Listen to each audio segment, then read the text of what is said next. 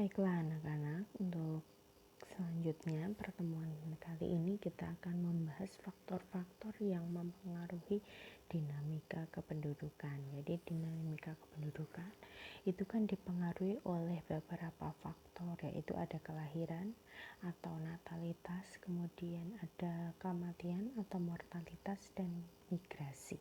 Nah, untuk yang pertama itu berkaitan dengan kelahiran atau natalitas.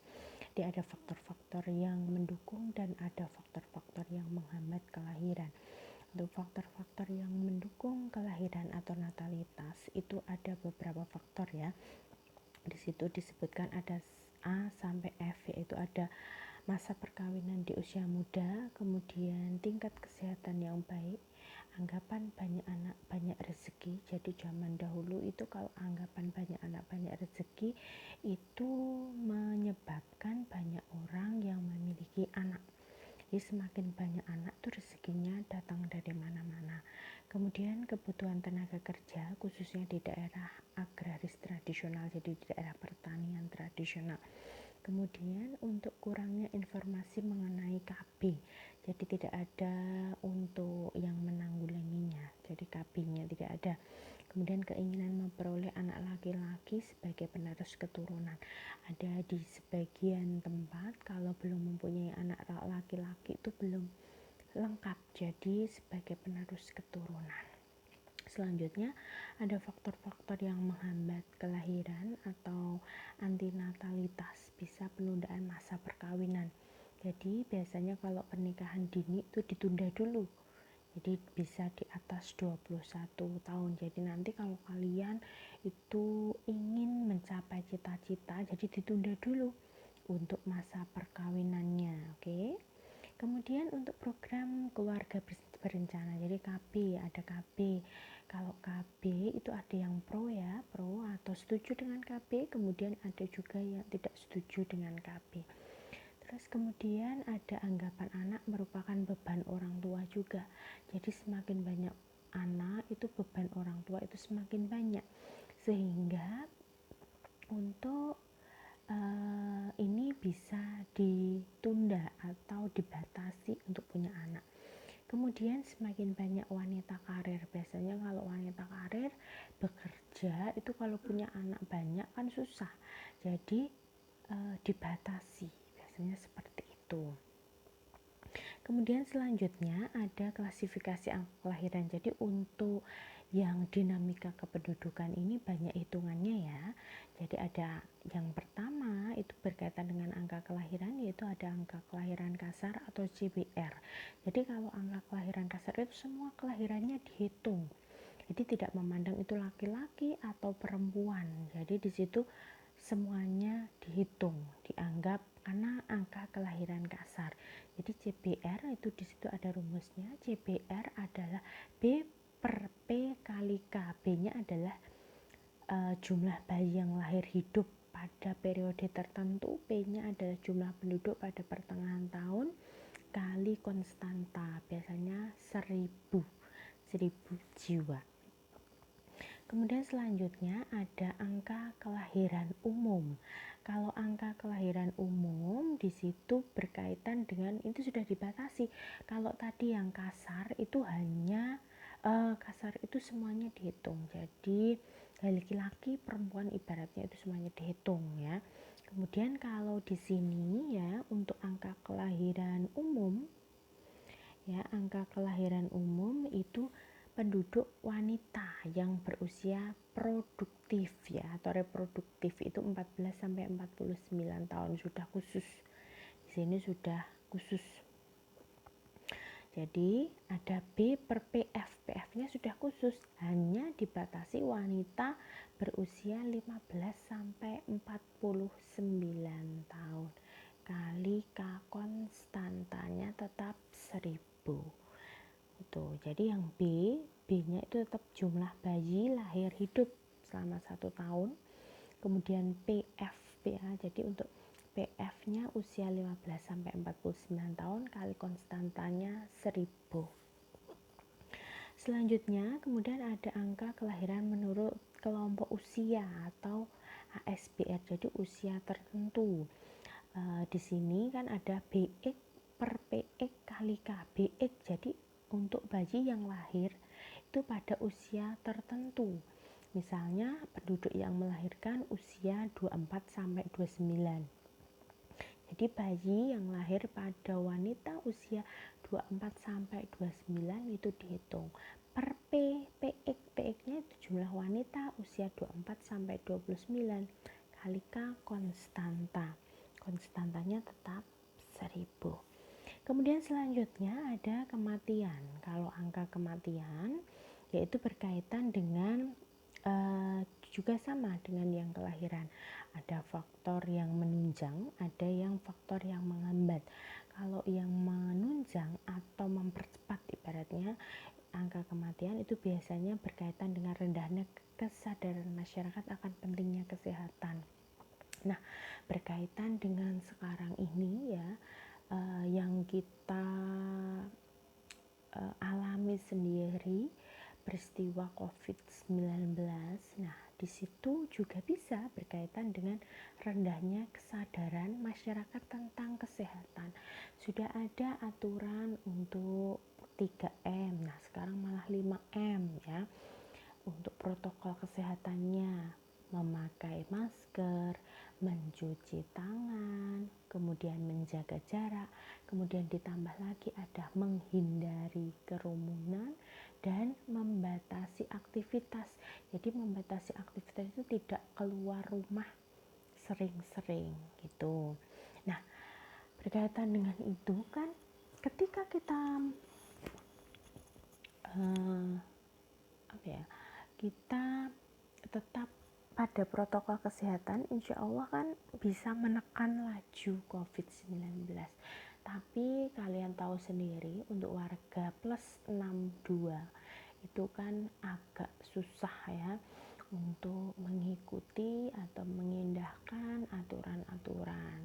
Bukan warga di sini banyak sekali kasus, kemudian semakin banyak yang meninggal. Kemudian di sini ya selama pandemi ini kan kalian sampai lebih dari hampir 1 tahun hampir 1 tahun belajar di rumah dan belum tahu sampai kapan untuk pembelajaran tatap muka. Nah, itu juga berkaitan dengan rendahnya kesadaran masyarakat akan pentingnya kesehatan. Kemudian terjadinya bencana seperti tsunami, gempa bumi, gunung meletus, banjir ataupun longsor. Nah, di situ kan sudah diketahui sendiri kalian. Jadi di sini yang kita alami sendiri juga ya akhir-akhir ini. Pertama ada Sriwijaya Air. Jadi berkaitan dengan pesawat jatuh itu juga menekan atau korban jiwanya banyak.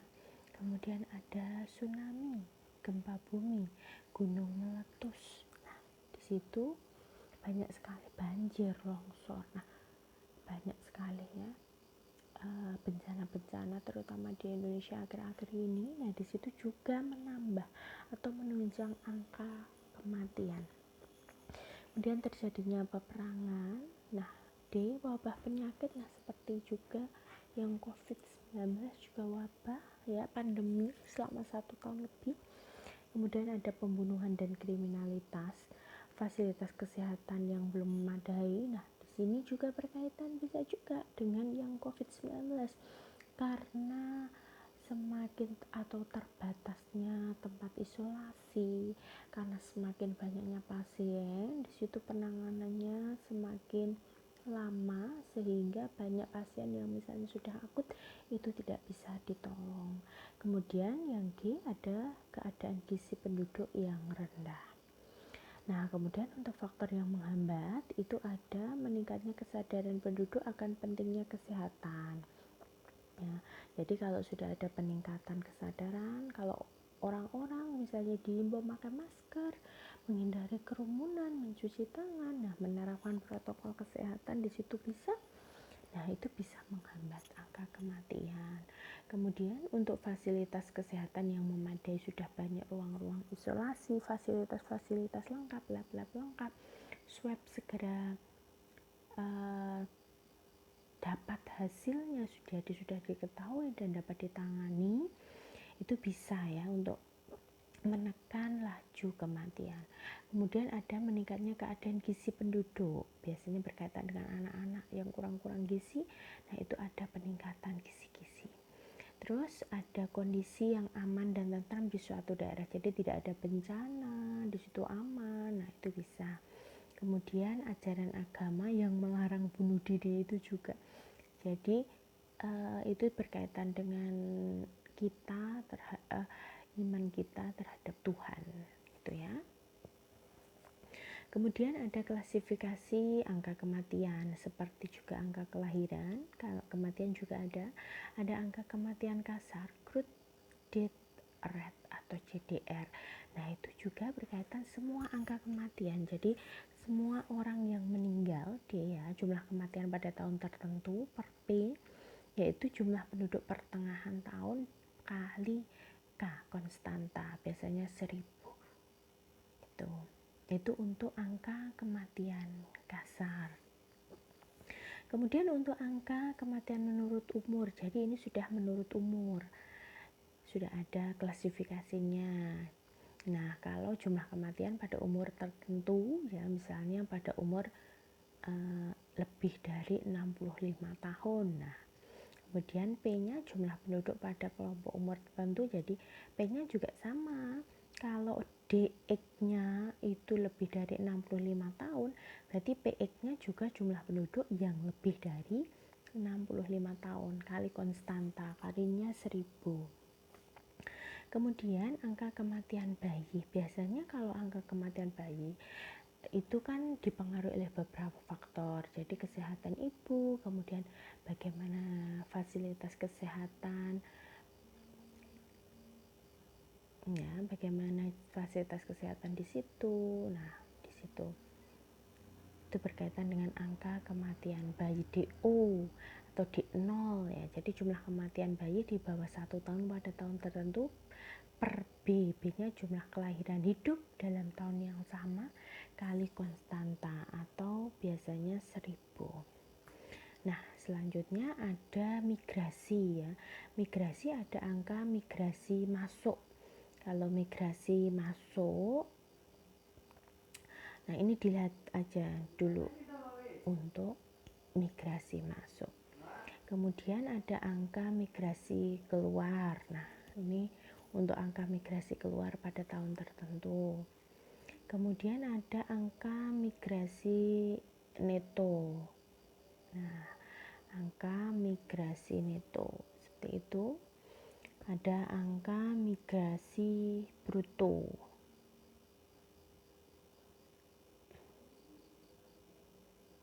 Jadi untuk bruto itu kan bersih ya, berarti I jumlah migrasi masuk atau migran itu orang yang datang itu pada tahun tertentu, I plus O jumlah migran yang keluar, orang-orang yang pindah. Kemudian per P1 jumlah penduduk di tempat tujuan ditambah P2, jadi jumlah penduduk di tempat asal kali K konstanta. Nah, ini berkaitan dengan dinamika kependudukan. Kemudian ada pertumbuhan penduduk dan proyeksi penduduk.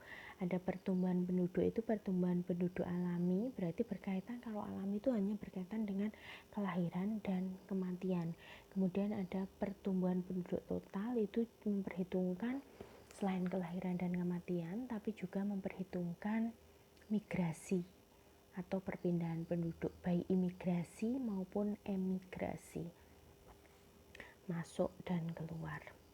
Kemudian untuk proyeksi penduduk, nah ini proyeksi penduduk seperti ini, dilihat dulu aja rumusnya, kemudian bisa dicatatkan di buku catatan ya untuk rumus-rumus tadi, atau di sini bisa dicatat dulu, nanti kita latihan soalnya minggu depan ya, latihan soal minggu depan. Ini dicatat dulu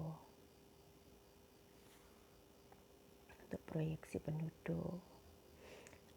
Nah, ini nanti untuk pertemuan selanjutnya.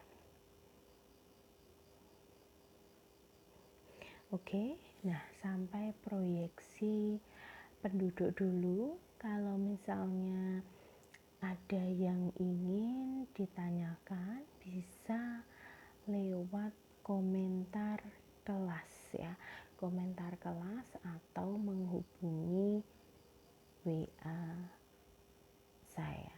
Oke, sekian dulu untuk pertemuan kali ini berkaitan dengan faktor-faktor dinamika penduduk, yaitu kelahiran, kematian, dan migrasi penduduk.